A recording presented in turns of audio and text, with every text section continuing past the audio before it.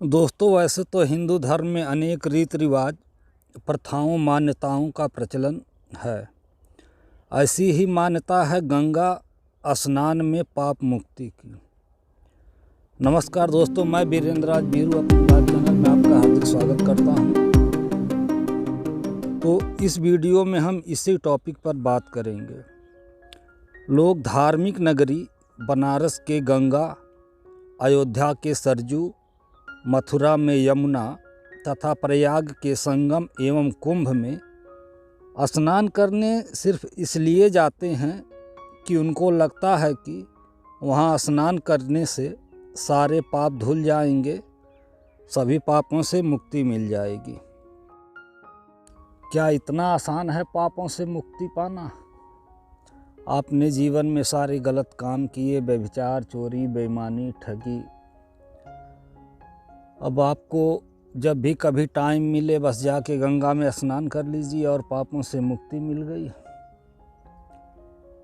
तो बड़ा आसान ही तरीका है पापों से मुक्ति पाने के लिए। फिर तो किसी आदमी को समाज में कोई गलत काम करते हुए डरने की ज़रूरत नहीं है। भाई, समाज में दो तरह के कार्य होते हैं, एक अच्छा और एक बुरा।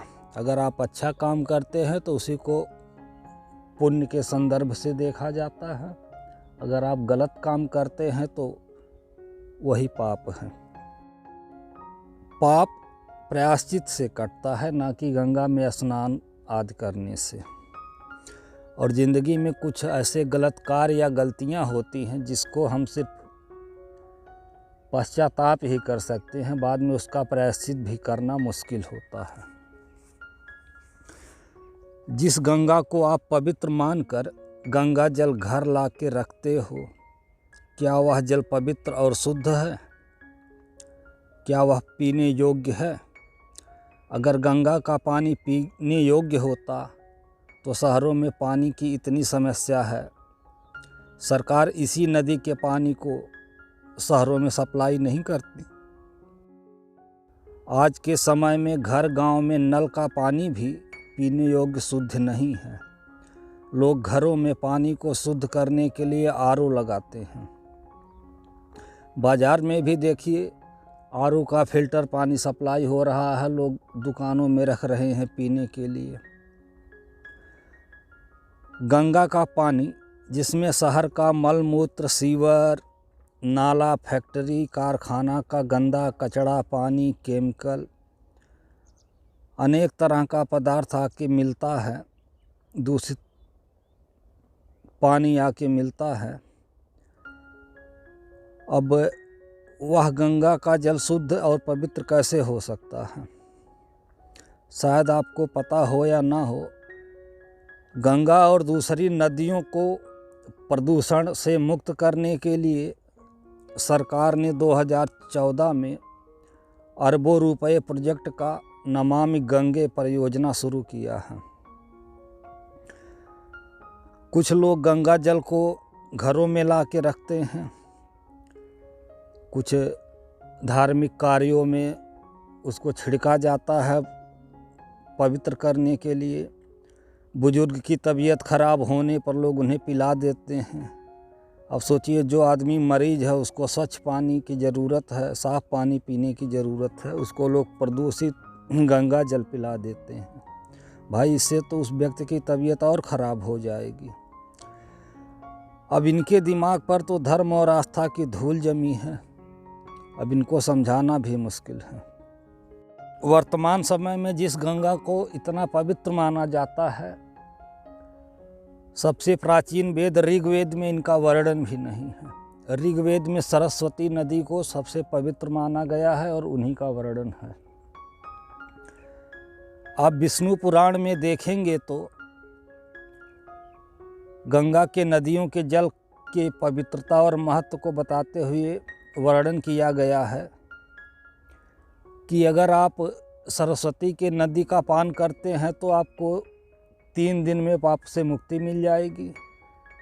जमुना के नदी में स्नान और उसका जलपान करते हैं तो 1 सप्ताह में पाप से मुक्ति मिलेगी।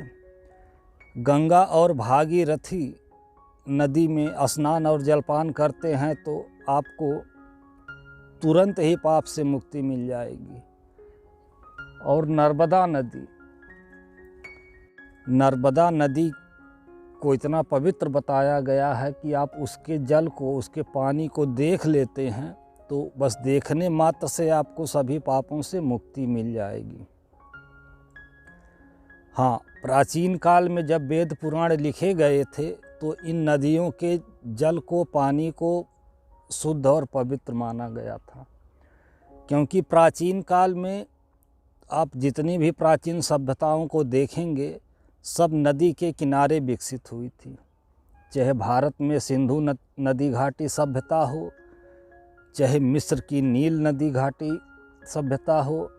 मिस्र में तो नील नदी को मिस्र का वरदान कहते हैं, मतलब वो इतना वहाँ के लोगों के जीवन के लिए उपयोगी थी।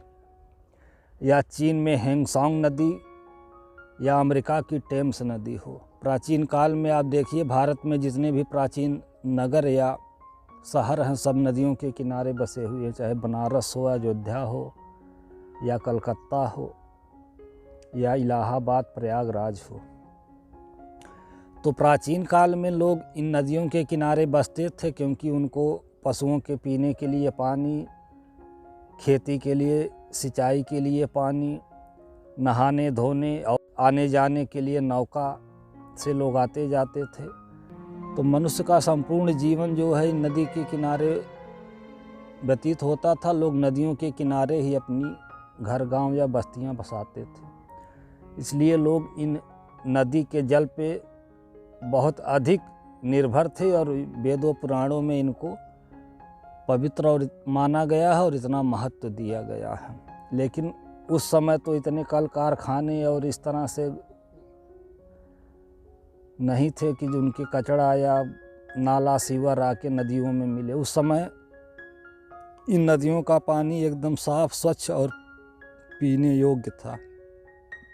लोग इन नदियों का जल ही पीते थे, मतलब अपना सारा दैनिक जीवन का क्रियाकलाप इन नदियों के जल पर ही निर्भर था, क्योंकि उस समय नल, हैंड पाइप या ट्यूबवेल वगैरह, समरसेबल, ये सब कुछ तो था नहीं। तो कुछ बातें जो होती हैं समय और परिस्थिति के अनुसार अच्छी और उचित होती हैं। जब इन नदियों को ऐसा पवित्र कहा गया तब का वातावरण, परिस्थिति, समय कुछ और था, लेकिन वर्तमान समय में ऐसा कुछ भी नहीं है। तो उम्मीद करता हूँ कि वीडियो कुछ आपको ज्ञान उपयोगी लगी होगी। वीडियो पसंद आई हो तो लाइक और शेयर कर सकते हैं। साथ में चैनल पे नए हैं तो चैनल को सब्सक्राइब कर सकते हैं। नमस्कार।